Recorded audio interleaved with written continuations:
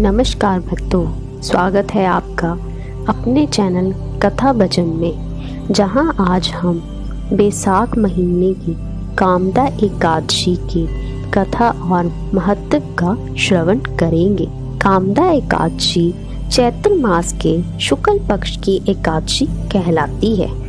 यह एकादशी हिंदू नववर्ष में पहली एकादशी होती है। यह एकादशी कामनाओं को पूरा करने वाली होती है। चलिए जानते हैं अब कामदा एकादशी महात्म की कथा। धर्मराज युधिष्ठिर जी बोले कि हे भगवान, आपको कोटिवार प्रणाम है। मैं आपसे प्रार्थना करता हूँ कि आप कृपया कर चैत्र मास के शुक्ल पक्ष की एकादशी का वर्णन कीजिए। श्री कृष्ण भगवान बोले कि हे राजन, आप एक पुरानी कथा सुनिए जिसको वशिष्ठ जी ने राजा दिलीप से कही थी। राजा दिलीप ने पूछा कि गुरुदेव, चैत्र मास के शुक्ल पक्ष की एकादशी का क्या नाम है? उसमें किस देवता की पूजा होती है तथा उसकी विधि क्या है? सो अब आप कृपया पूर्वक कहिए। महर्षि वशिष्ठ जी बोले, हे राजन, चैत्र मास के शुक्ल पक्ष की एकादशी का नाम कामदा है। यह पापों को नष्ट कर देती है। जैसे अग्नि सूखे काष्ठ आदि को जलाकर नष्ट कर देती है, वैसे ही कामदा एकादशी के पुण्य के प्रभाव से पाप नष्ट हो जाते हैं और पुत्र की प्राप्ति होती है। इसके व्रत से कुयोनि छूट जाती है और अंत में स्वर्ग भी प्राप्त होती है।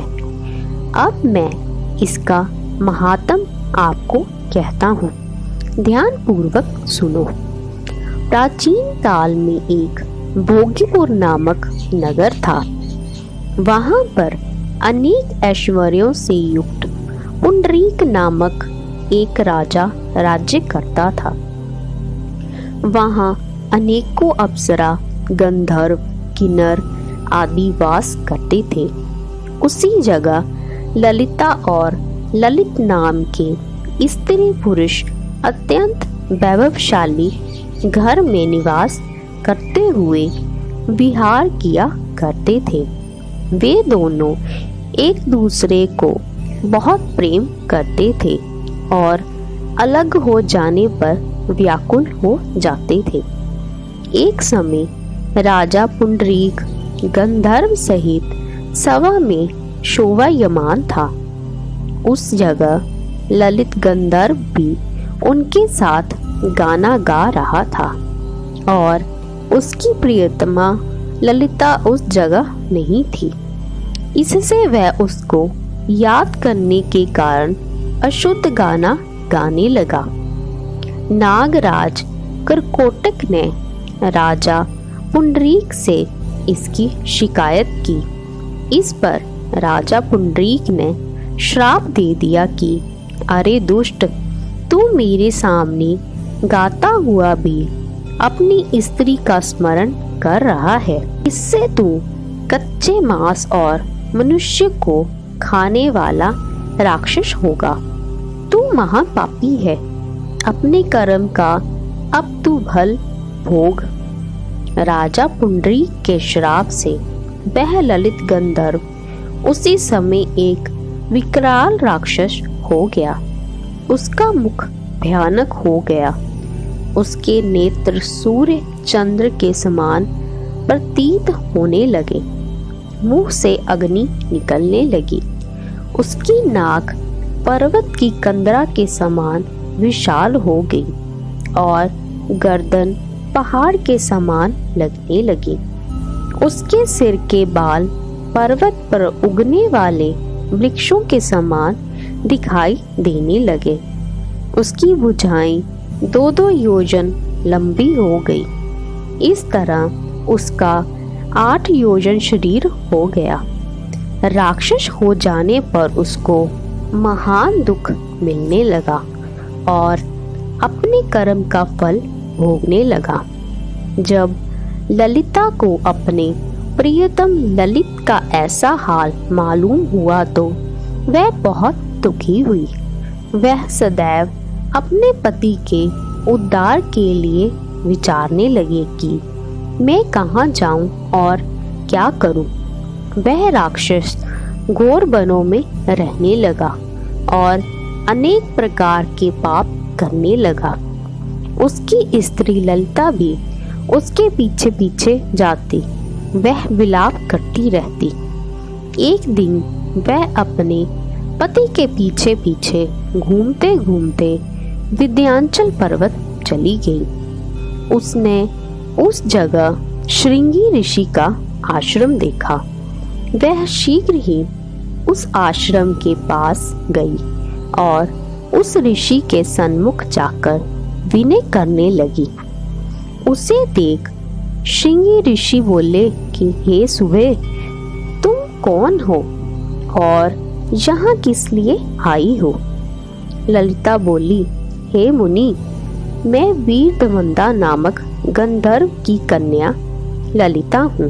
मेरा पति राजा पुंडरीक के श्राप से एक भयानक राक्षस हो गया है। उससे मुझको महा दुख हो रहा है। आप उसे राक्षस जोनी से छूटने का कोई श्रेष्ठ उपाय बतलाइए। तब श्रृंगी ऋषि बोले, अरे गंधर्व कन्या ललिता, अब चैत्र मास के शुक्ल पक्ष की एकादशी आने वाली है। उसका नाम कामदा एकादशी है। उसके व्रत करने से मनुष्य के समस्त कार्य सिद्ध हो जाते हैं। यदि तू उसके व्रत के पुण्य को अपने पति को देगी तो वह शीघ्र ही राक्षस जोनी से छूट जाएगा और राजा का श्राप शांत हो जाएगा। मुनि के ऐसे वचनों को सुनकर ललिता ने आनंद पूर्वक व्रत किया और द्वादशी के दिन ब्राह्मणों के सामने अपने व्रत का फल अपने पति को दे दिया और भगवान से प्रार्थना करने लगी, हे प्रभु, मैंने जो यह व्रत किया है उसका फल मेरे पति देव को मिले, जिससे उनकी राक्षस जोनी शीघ्र ही छूट जाए। एकादशी का फल देते ही उसका पति राक्षस जोनी से छूट गया और अपने पुराने स्वरूप को प्राप्त हुआ। वह अनेक सुंदर वस्त्रों तथा आभूषणों से अलंकृत होकर पहले की भांति ललिता के साथ विहार करने लगा। कामदा एकादशी के प्रभाव से वह पहले की भांति अब अधिक सुंदर हो गए और पुष्पक विमान पर बैठकर स्वर्ग लोक को चले गए।